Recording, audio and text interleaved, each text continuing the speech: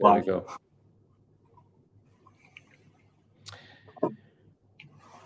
Good afternoon, good morning, good evening, everybody. Welcome to this LinkedIn Live webinar. We are discussing an interesting topic today around talent academies, capability academies, as Josh Bersin calls them. He originally coined that term, I think. I think the title itself is a little bit limiting.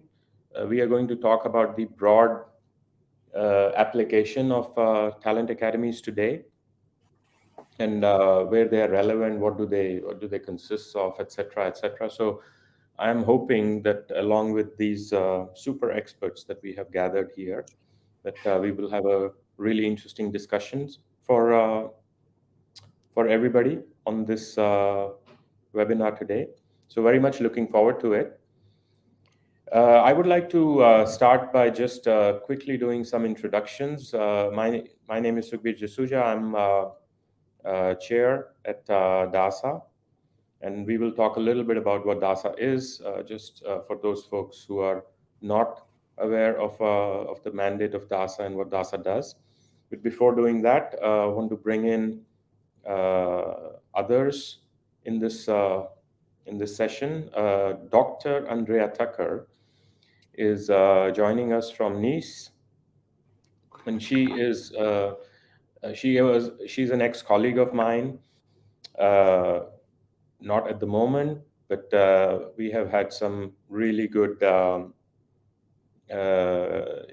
discussions together around building organizational capabilities, and I'm sure this will be an interesting one. Andrea, would you like to do a quick introduction? Yeah, thanks so much, Sukhbir. And we have tons of interesting conversations. A very passionate subject for me. My PhD is actually in educational sciences with a focus on skills and competency development. So this is a hugely interesting topic, especially when we're talking in terms of how do we upskill individuals, but then also how do we upskill teams and organizations as a whole and create boundary crossing between them. So really looking forward to talking to you about it today. Thank you. And we have Ana Maria Dorgo. She is a communities specialist, especially in terms of learning communities, and very much looking forward to her take on how talent academies leverage learning communities to create the right capability. Ana Maria, would you like to say a few words? Absolutely. First of all, thank you so much for the invitation. It's great to be here. I built communities for the past 3 years. I've built a community of practice, a global community for over 3,000 learning and development professionals. I'm the head of community at Butter, where I'm building a community for facilitators and workshoppers and consultants. And I'm also consulting and supporting different NGOs and companies in all topics related to peer learning, social learning, and community. So I'm happy to bring in that aspect and see what others think about communities and talent academies. So thank you for having me. Thank you. And last but certainly not the least, Sam Rosebergen, who is been in the DASA ecosystem for many years. Sam was nominated and an eventual winner of the DevOps Coach of the Year award that DASA offers to the industry at large, right? Coaches play an extremely important role in helping organizations in their transformations. He's been a leader, practitioner in this space for a long time. Sam, would you like to say a few words? Yes, thank you for having me. Also, with these experts. I've been in IT operations for over 17 years. Last few years, I've focused on DevOps transformations. I've helped a number of companies and municipalities to reshape or shape their DevOps transformation journeys, which of course includes a learning strategy. So very interested to learn from the learning professionals And yeah, I'm here to add the transformational view on learning. Thank you. Perhaps worth mentioning, and with full disclosure, Sam and Andrea have been very much involved in DASA's working groups, which are sort of our formations for bringing experts together from around the world to build guidance and build artifacts and new instruments to help organizations in their transformation journey. And they have been involved in building the competence framework, which we will talk a little bit about, and providing that guidance to organizations as part of their transformation of their IT functions. Brilliant work is already an enabling work for a lot of the work which we are doing as part of the Talent Academy that DASA is building, but also helping organizations make the right decisions in terms of capability building or role-based capability building, right? Which gives a much better structure for how organizations approach the skill building, capability building. So we are going to leverage on some of that experience today in today's conversation. Next slide, please. I want to start taking a minute or two to talk a little bit about DASA. DASA was formed in 2016. We work with 300 plus organizations around the world, 48 countries. I think that number might be a little bit outdated. We have been involved in certifying and building sort of the capability among 20,000 plus professionals, and we do it across multiple roles with a special focus on leadership. So leaders who typically are involved in driving transformation and enabling transformations within organizations, but not only there, because transformations cannot happen unless the whole organization understands the direction which they are taking. So a big part of our talent solutions programs, etc., are also used to build capability at all levels within the organization. Next slide, please. Yes, the DASA focuses on four key value pillars. Talent. We are convinced, based also on the experience, that talent development and nurturing of talent, continuous capability development is crucial to any successful organizational transformation, especially as organizations look to take big steps, as they are doing in their IT transformations these days, to support the whole digital transformation journeys. DASA is an enabler, a supporter. We build guidance also to help various key roles, whether that's the role of transformational leaders or coaches or product leaders within organizations who are typically determining how to proceed with their own transformations at whatever scale that might be, right? Within a function, within a group, within a geography, within a value stream. We have been building communities. DASA has been building communities since the very beginning.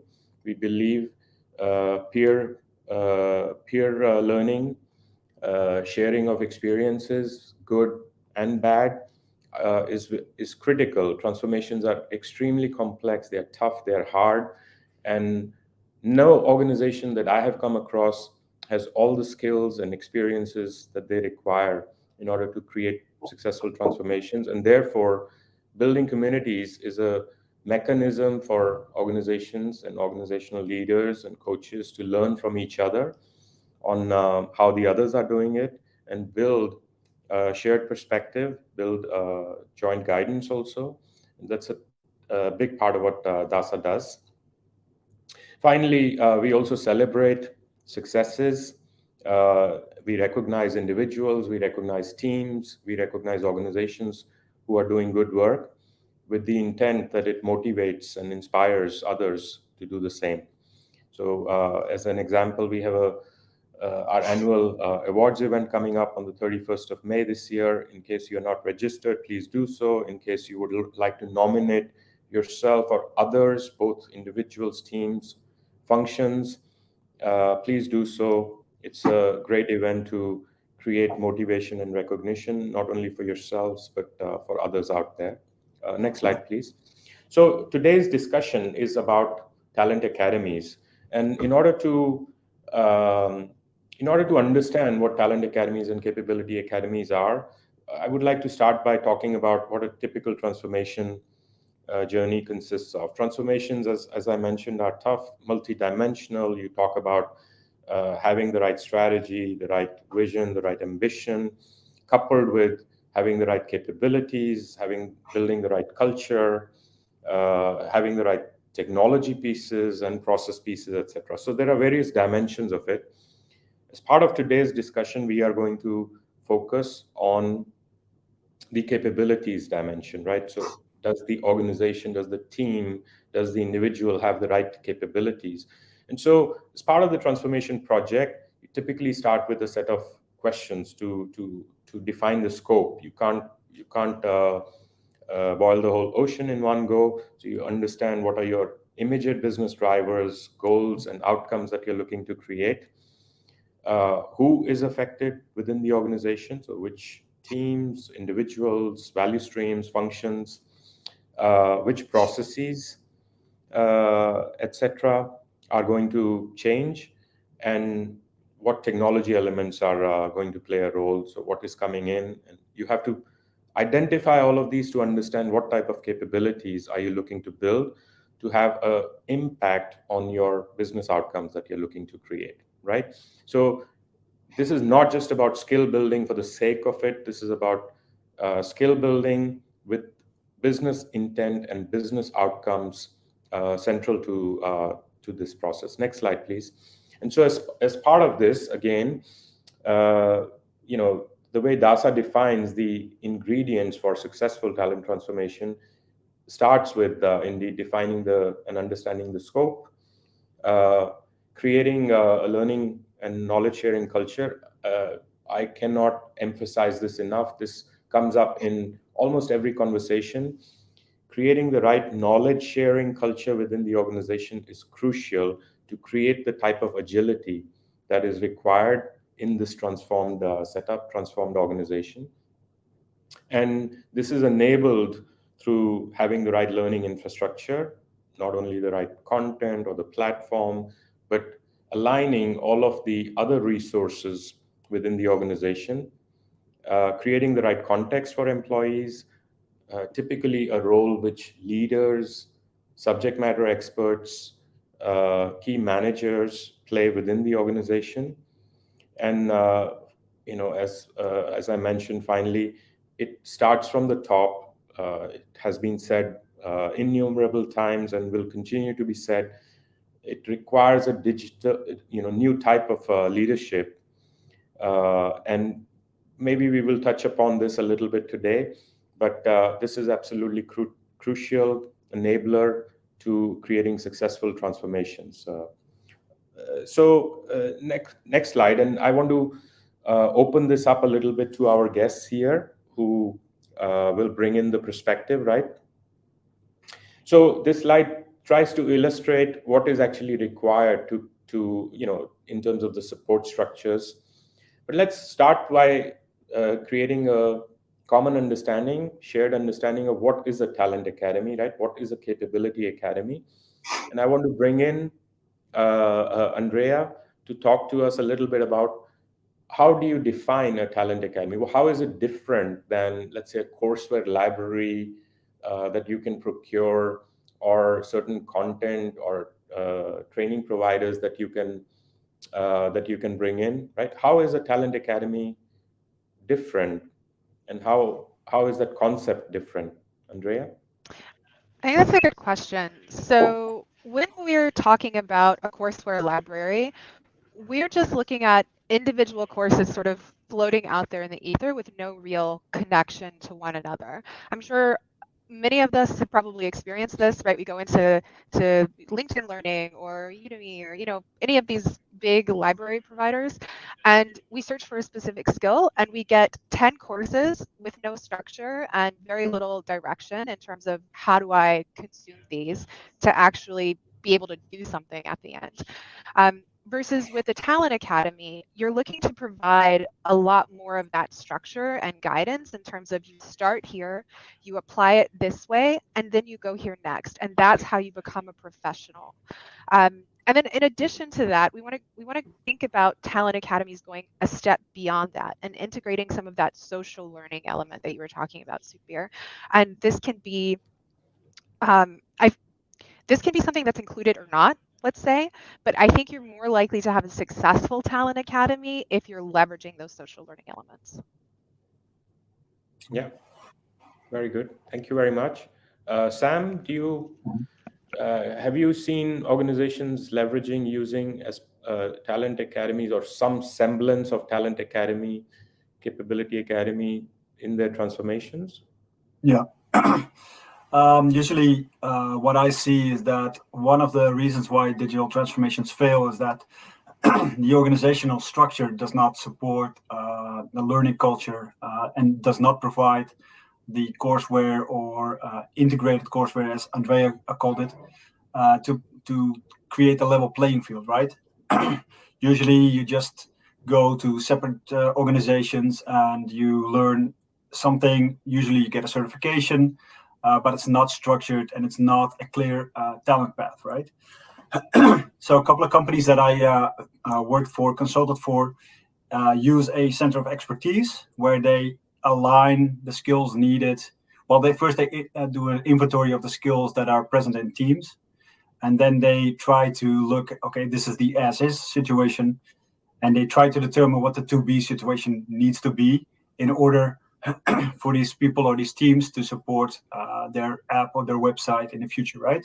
So you have an as-is situation, you have a to-be situation, and then these center of expertises, they map different levels of where this team or this individual should be, and then start mapping all these loose academies or loose courseware providers or loose certification providers. So they have to do it themselves. So this is really where a Talent Academy really creates extra value, because you get a clear skill path and you get a connected skill path, and you can plot your as-is and your to-be situation quite clearly. And the Talent Academy that DASA provides does a lot of that work for you. So yeah, I would say that this is a needed capability for any organization. So let me build up a little bit on that, right? So clearly, I mean, there is a lot of good quality content which is available out there. We talked about courseware library providers, and many of them have good quality content, right? But what is missing is the organizational context, right? In terms of how is this relevant for the organization based on what they are trying to do. And this hits on the 2 points which are on this slide, right? Access to quality content, but then without the context, right? And linking that whole process of capability building to business outcomes which the organization is looking to create, right? And so typically, as far as I understand, a big part of the Talent Academy is organizations owning and being able to provide that context themselves, right? And that is done in the form of their own leaders participating in talent development and capability building, their own subject matter experts producing content themselves, and using mechanisms such as platforms to share that content to create the right context for. So, Andrea, in your experience, how does that work? Are the organizations sufficiently equipped? Do they have a sufficient motivation, understanding, incentivization, the right learning and knowledge sharing culture to be able to do this? And how can you facilitate that? So a lot of the organizations that I've worked with, they understand the need for this. They see that linking their learning programs, their talent programs to business KPIs is important. But I think maybe maximum 5% of them actually do it or know how to do it, because it's not something that's necessarily easy, right? You have sort of a squishy idea in learning. There could be 1,000 other confounding variables to help you get to those KPIs. At the same time, if you're going to take the time to invest in learning, you want to make sure that it's working. And in fact, a little bit later on in the slides, I call out that about 50% of training in most organizations is ineffective, and this is according to a research study that came out back in 2019. And I actually love in the chat if you guys would pop in there. Why do you think that is? Why do you think that 50% of training in organizations is ineffective? And as we look for those comments to come in, I'll go on to say that in terms of how you get there is really complex. We need to start thinking about the behavioral changes that are associated with the learning programs that we're putting in place. We need to start thinking in terms of the experience linked to the programs that we're putting in place. So for example, one of the DASA leadership certifications that you can get requires you to build out your transformation plan for your business, right? So by going through that and then actually implementing it, we can start to see if the behaviors that you've learned during the session actually translate to being able to do something for your organization. And then from there, were you able to put that in place? So, for example, you might also think to look at time to deployment, right? If you'll have to forgive me in terms of the job roles. This is not my area of expertise. I do the structure and then somebody else fills in the job roles. But so someone, test automation engineer, right? Time to deployment, something potentially important for them. How long does it take them after completing a training to now get those things out? Those are the kinds of things that we're looking for, because the more time that takes, time is money. The more time it takes, the more money we're losing. Had a couple of comments come in. No follow-up and practical application of training and learning for the wrong reasons. I love it. Yeah, absolutely. So I would say learning isn't effective because it's not continuous. It's not focused. So wrong reasons, wrong time, wrong things. And we're human, right? We use it or we lose it. And that means that the format is wrong. We need guided learning, we need ongoing support, and we need real world application. And without that level of real world application, we're never going to get to that business KPI. Yeah, that's what's said by Jan van der Brink as well in the chat. No relation to business goals and supporting processes. You would be surprised on how many times I get the answer, what is the goal? If I provide a training, then I ask them, okay, what's the goal of this training session for them? And they say, well, because my manager forced me to be here. Okay, so I'm already 1-0 behind as a trainer, right? So you don't want to be here, and I have to fill 2 days with you, and hopefully you'll be a good session, but it's not a good start. I don't know, Anna Maria, do you see this as well in your learning communities? You're muted. Oh, yes. Yeah. I was searching for the unmute button. I love this so much because, hey, community is actually hitting the nail on its head with a lot of these topics, especially what Andrea was saying with learning being discontinued, not a continuous journey. It's delivered in a certain moment, hopefully, whether you need to learn that thing now and you have the opportunity to apply it or not, that thing is delivered to you in the hopes that you will store it somewhere safe into your brain and use it in X months from now. And we know that that's not how we learn or what's happening. And so communities are these, they're this learning playground, if you want. And for me, are ticking a lot of boxes when it comes to learning applicability, learning in the flow of work, getting out there and getting the information, the support, the best practices, the tips from people that have often been there before you, been there, done that in the moment of need. If designed correctly, they are this arena for us to go and practice and apply very often, if done correctly, in a safe space where we have the support from our peers and often also experts.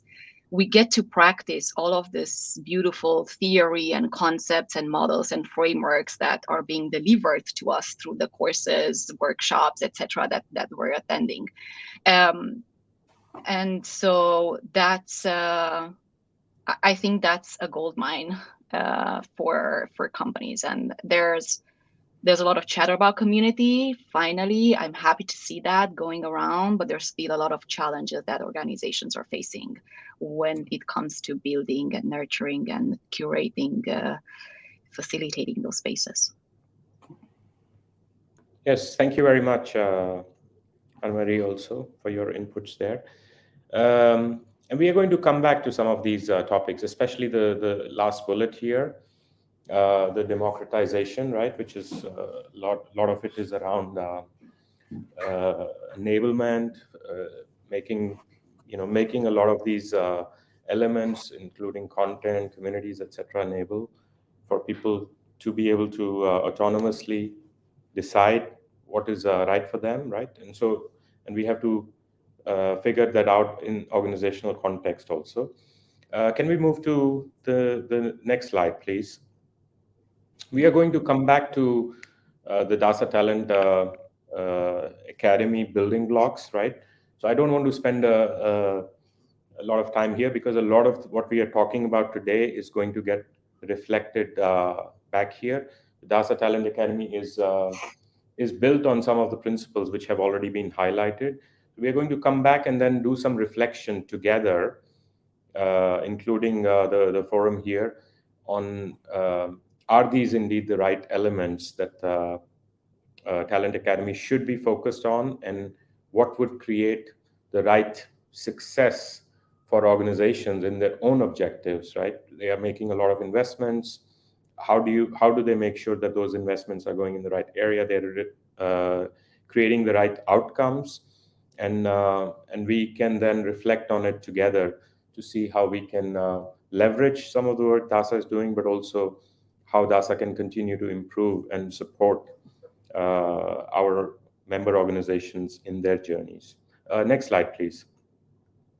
So I want to bring in Andrea here and have her talk a little bit about the competence building at various levels, right? Individual, team, and organizational levels, because you can't just talk in terms of individual level. You have to talk in terms of the organizational context of competence building to make sure that in the end, the organizational outcomes are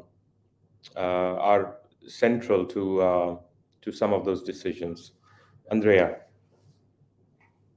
Thank you, sir. All right, we'll go on to the next slide, and you can go ahead and do the 3 animations that are there. Oh, perfect. Okay, so transformations start with people and individual roles. They usually start with like one leader, right, who has a vision and then manages to convince everyone else that it's a good idea. And in much the same way, competence building starts at the individual level. And then as individuals in those specific roles build their competencies, they can share those across to the team. And then the teams also have very specific competencies that they need to develop in order to enable them to work together well, right? They need to create structure and rules within the team to make sure that that's happening.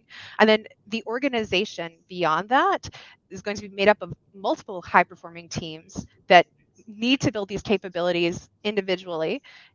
And then we also need to create boundary crossing between them. So team 1 needs to be able to share what it has learned works well with teams 2 and 3, and so on and so forth. So a lot of this starts with the investments that we make in individuals, and those absolutely do not go unnoticed. One of the biggest challenges that I see in organizations that I've worked with over the last 10 years is a failure to recognize just how important it is, both to individuals and the organization, to invest in individual development. So next slide, please.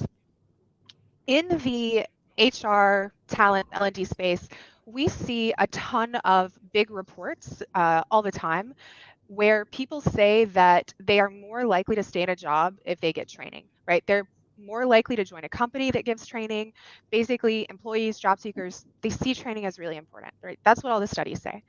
While the singular of data is not anecdote, we have the data, so I want to look at an anecdote. I have pulled up a Reddit thread that I came across recently. Like a good millennial, I use Reddit. This one was on r/anti-work, which is a subreddit associated with contemporary labor movements, critique of work, and commonly focuses on negative work experiences, poor working conditions, and unionization. And one of the common themes in this community is a critique of the appearance of the phrase "nobody wants to work," referring to companies' difficulties in attracting and retaining new talent. And this post appeared this month in early February of this year, asking members to describe how they're getting by if they don't want to work. And I've chosen the second most popular response with 6,000 people, indicating some agreement or support through Reddit's upvote or downvote system. And I've highlighted here some key responses to it. So the first user responds to this question about how they're getting by saying that their HR director has had to adjust their hiring strategy because no one wants to work. But then this person also says that they've applied to roles internally and they're not being hired due to lack of experience. And then someone else responds saying that they won't even train their staff to level them up. Screw that place, right? And then another 2,000 upvotes on that. So I want to give you a second to let that sink in. It's not that these people are anti-work, but it's that they feel stuck and like they're not being invested in, which means they're not going to be high-performing individuals and they're not going to create high-performing teams. And this is something that we have to think about. It's something that your talent team should know. It costs a lot of money to hire someone to put into any of the roles that you have in these teams. So investing in their continuous upskilling is really important. And that, again, that comes back to how much it costs to invest in the individual, how much it costs to invest in the team, and how much it costs to invest in organizational growth. And so you might be thinking, Andrea, I have the people I need. I'm more interested in how to train them right now. Why are you talking to me about retaining talent? Next slide, please. So according to a report from the World Economic Forum, demand for IT skills is going to continue to rise, with a need for 3.12 million additional IT practitioners to meet market needs between now and 2030. That is huge. That means that we need to be thinking not only about the people we have in seat now, but we have to be thinking as well about how our organization's talent strategy is going to evolve to meet those needs in the future, right? We hire or we train. And it's 6 times more expensive to hire someone new than it is to train someone who is already in your organization. And also know that organizations who invest in training are more likely to be high impact organizations. So this is investment in learning programs, coaching, mentoring, and peer-to-peer, whereas only 12% of low-performing organizations make these same investments. So somewhere in there, learning and development paid off, right? And that's despite 50% of training being ineffective in most organizations for all of the reasons that we've just run through. But with all of that, there is a scalability issue, right? We still need work to get done. We need to be able to onboard, upskill, and provide development opportunities in addition to work still getting done. So a lot of you are already struggling with this, right? You're already working with this. You're onboarding tons of people. You're trying to upskill them. And so what are you doing? You are turning towards a couple of common solutions. So next slide. And one more. So those common solutions, we've sort of touched on these, are we either build content or we buy content to fill in those gaps. So let's look at building first. Obviously, there's a lot of variation in how much it would cost to build a program to upskill your DevOps team. Staff time and salaries, development budget, graphics, potentially audio, video, right? The associated technology and equipment. It can cost anywhere from $500 for a program that is unlikely to be super successful due to lack of investment, up to north of $30,000. And that could be for just 1 hour of learning content, you guys. As someone who has done this, it is time consuming and it is expensive. So we turn to buying. Buying content is often also a very expensive endeavor, but actually a lot of companies, their L&D budget goes to this, right? But because of that, we save time. If we can get it all in one place, that's even better. It's scalable. And the cost investment in creating content is actually spread a lot more effectively, right? We're looking at economies of scale here. But there's then a question of quality. How frequently is it updated? A lot of these libraries have really great content in there, but how many times have you taken a course that looks like it was developed in the 90s for your compliance training? Like, yeah, exactly. I see all of you guys making a face. Exactly. All of us have been through that, probably very recently. So next slide. I think this is where DASA has done something really, really unique in terms of the way that the Talent Academy has been thought about. And that is in giving the curation capability, right? It allows you to pick and choose what's relevant and then add additional resources that can highlight your company's unique context or approach, right? Point to what Sukhbir was talking about earlier. So if you feel the need to go deeper on a given subject, you can. For example, DASA offers several leadership training and certification pathways really specific to DevOps, but your company probably has its own leadership model that it adheres to. And so you'll want to make sure that as they go through those leadership trainings, you're also including elements specific to your company's leadership model to create cohesion, right? So with curation, we're able to build a solution that's good to fit, right? Fits you, includes some of your important context. But I'm going to tell you a not very well kept secret, because I think we've said it about 10 times now on the next slide here. And that is that content is absolutely not enough, right? When you were learning to ride a bike or when you were learning to tie your shoes, did you look at pictures about how to do it and then nail it immediately?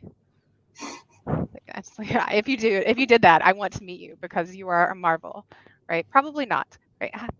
And how many of us today, we encounter a problem, we need information, we turn to somebody sitting next to us, or if you're like a lot of us still remote, you shoot off a quick Slack message or a Teams message, or maybe you go to Google or ChatGPT if you're being super modern and their servers are up and working.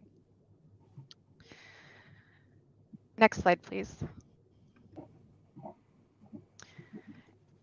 In the past, learning theorists focused on this idea of learning being an internal process. And most of the learning and development that we see is still built on this. It's something that happens inside our brains, right? We either know it or we don't know it. And then a little bit later came a theory that actually we learn from each other. We learn through interacting with each other. And then in 2006, Siemens proposed a learning theory for the digital age, and it's called connectivism. And part theory, part method, part skill, all on its own, I would say. This theory states that because of the pace of information change and the complexity of our digital world, knowing is not always possible. Think, for example, about a doctor, right? You go to the doctor, they don't know what's wrong with you. Does that make them a bad doctor? No, right? Like, it's very normal. There are about a bajillion things that could potentially be wrong with you at any given moment.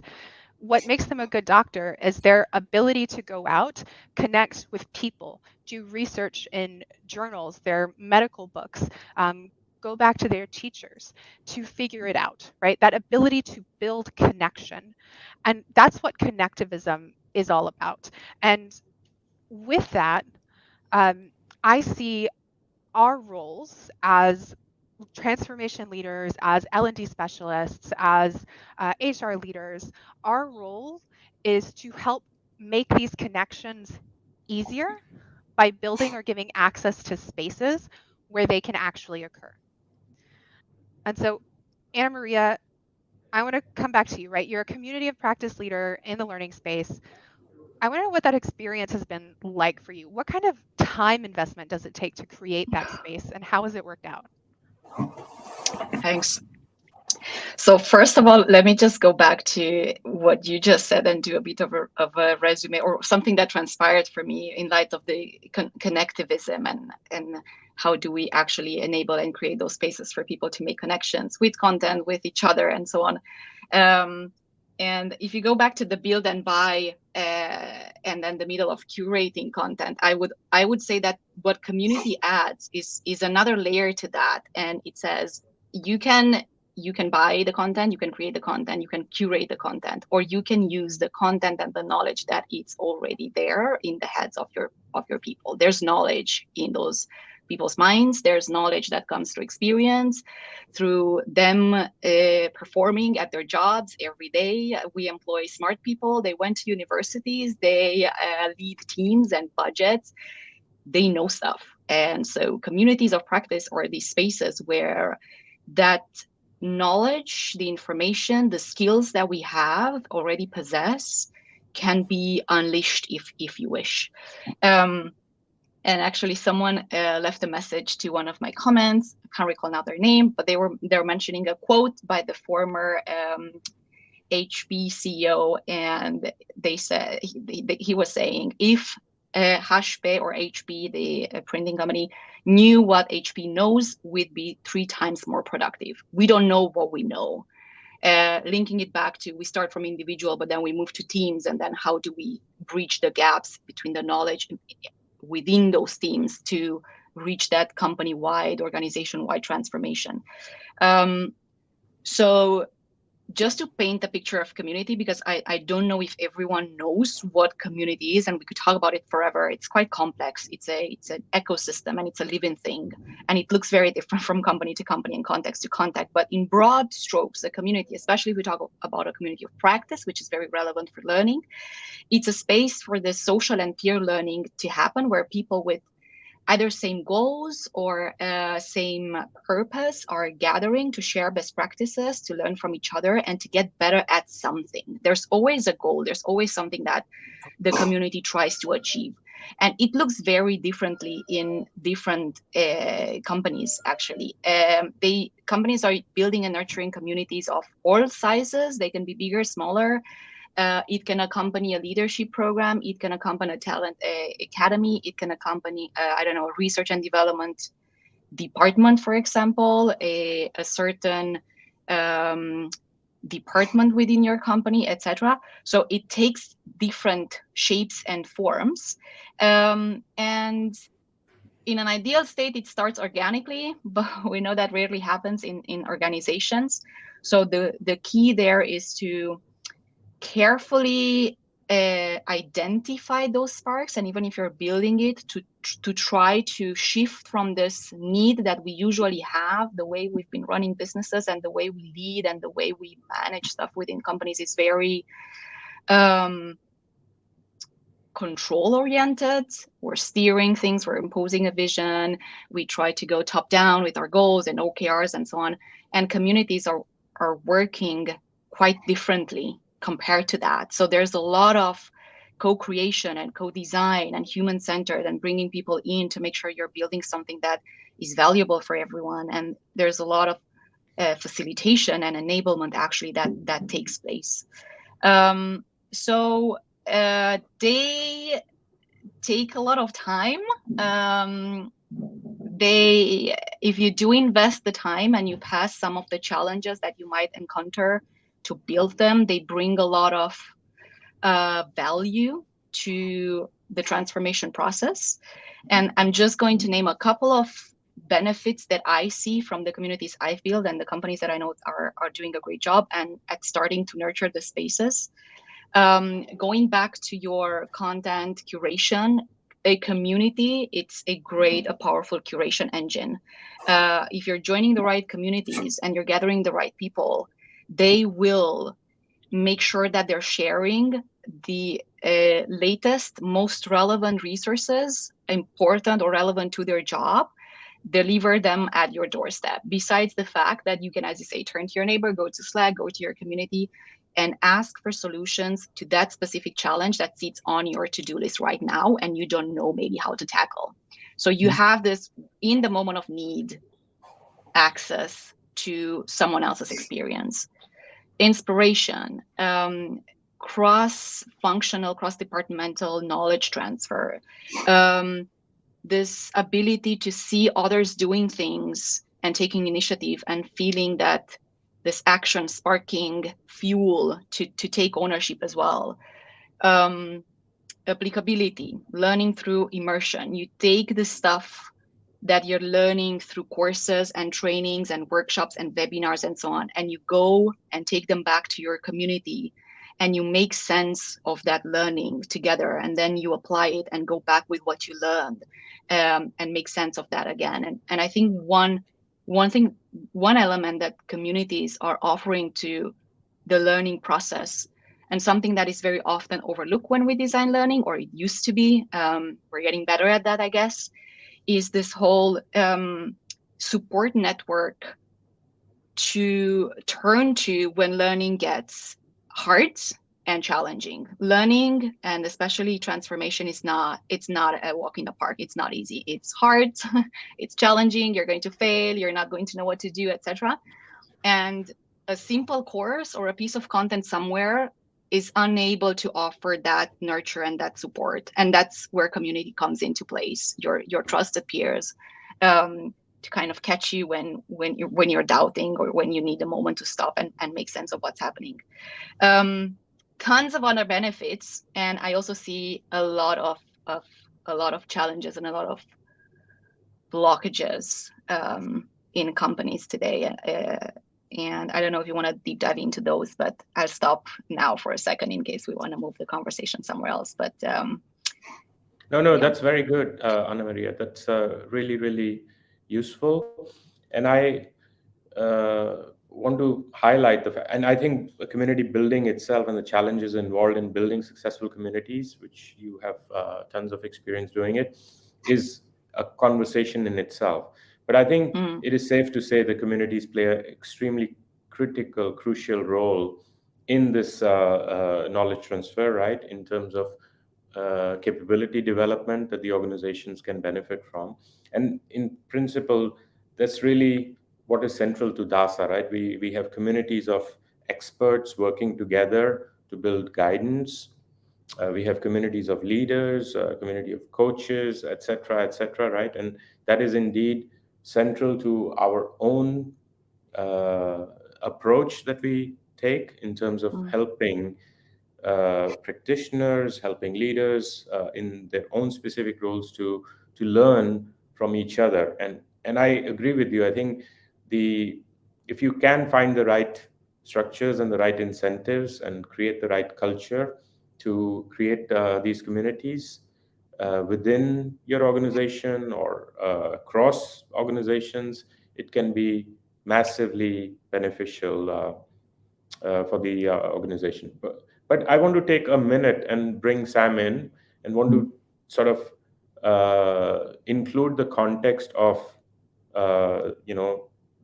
IT organizations transforming themselves to high-performing functions, right?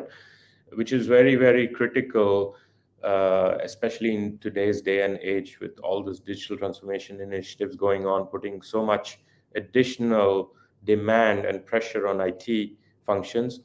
Sam, can you talk a little bit about from your own experiences around the challenges in capability building, especially among critical roles within the organizations? Yeah. First off, I would like to encourage both Andrea and Anna Maria, is that, we have, ever since the Spotify model came out, people were okay with sharing knowledge through a community, right? Because the guild structure in Spotify model really signifies that it's really important that people with the same subject matter or same interest can share information freely within an organization. So that's a good one, and I always use/abuse that in my digital transformation talks, because basically what I do is just have people talk to each other. It's just getting the right people to communicate with each other. And it's also about having them communicate their purpose and their need their available mastery and their need for mastery in the job that they need to do at this point and in the future. So for your question, Subir, what do we see and what do we need for this digital transformation? What kind of arguments do we have? Usually, we have a couple of people that are really stuck in their job profile. For instance, I talk to a lot of people that are severely and heavily, they have certifications in Cisco, for instance, really hardware-based and really deep into that infrastructure and the way that networks are built in a Cisco type of way. But now they are also looking into maybe programming virtual layers on top of that physical networking through maybe Python, right? So we see that they need a completely different skill set in order to still maintain their position within an organization, or maybe even upskill and get more pie-shaped or comb-shaped skills. So that's what I see. That's a lot of discussions that I have. And unfortunately, there are also a lot of discussions that I have with people that just say, I love what I do and I'm okay here. I don't want to upskill, right? So some of my coaching that I have and some of the mentees that I have, I actually have to convince them that it's best for their best interests, to upskill and stay relevant, which is crazy because we just saw that we need 3.12 million people in IT, even more than we have now. So is it now the right moment to answer Jiru and Murray's comments that we just saw? Or should we leave that to later? Yeah, please. Yeah. Jerry says, are we looking at SAFe and their roadmap and training approach? Of course, we're looking at competitors. They are not a best practice for nothing. SAFe is a really successful program and certification scheme and everything, implementation-wise as well. I'm not a big fan of it, but that's a different discussion. But they have amazing content. So yeah, of course, if there's a best practice there that we can look upon or can inspire us, then we will, of course, look into that. To answer Mary's comment, generic training is obsolete. I see that because I've designed a course for a university. And in Holland, we're actually looking at micro-credentials for universities and HBO.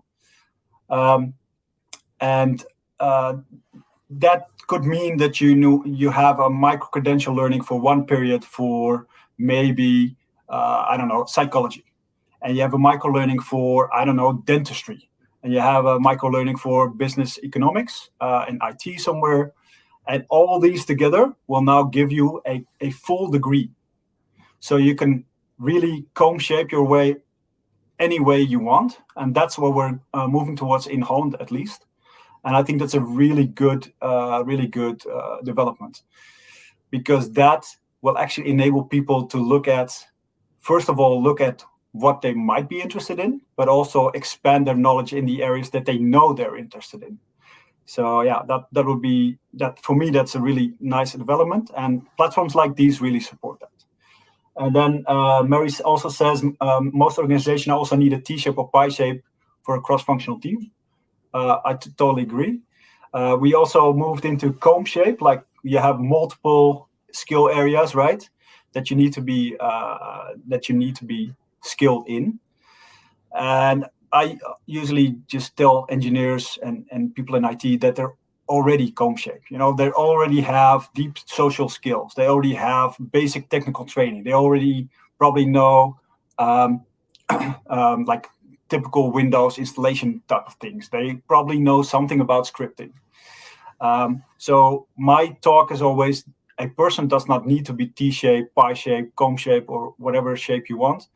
But like an individual does not need those skills, but the team needs that skill to support their website.